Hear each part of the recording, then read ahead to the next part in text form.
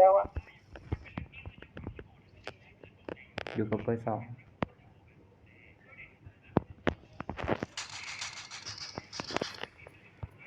เอ้า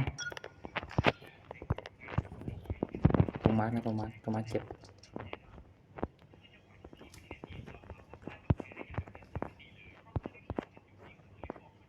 ไม่อยู่หมู่บ้านเลยแค่มันอยู่บนบ้านชั้น2แต่นี่คือมันไม่เจอ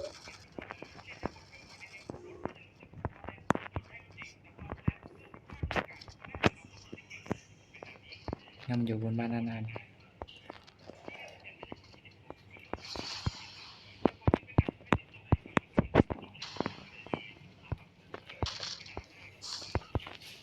เจอบ้านอยู่หลังนี้นะๆไปละไปบ้านอื่นละ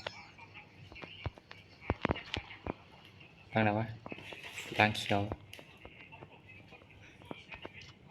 บ้านหลังก็มีปุ๋ยชีสตีนขึ้นกับเบอร์3ดิเอ๊ะกี่ตัววะนั่นเจออะไรอะไปหาผีกันเหรอ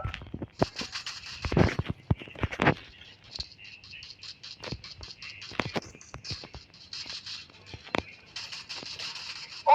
ดีๆที่กระสุนคือคุณสุภูมนอะ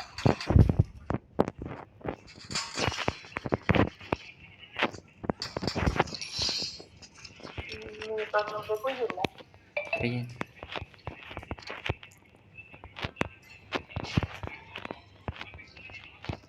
ไปไหนล่ะก็มือปลาชีวิเคราะห์ดีเขาถอดหูฟังออกแล้ว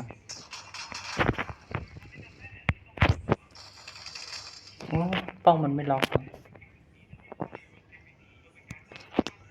ลบโอ้วันนี้ไม่ขึ้นแล้วล่ะบีเอ้ยนู่นอ่ะโอ้จะขึ้นเมื่อกี้เนี่ยโอ้ทั้งคืนนี่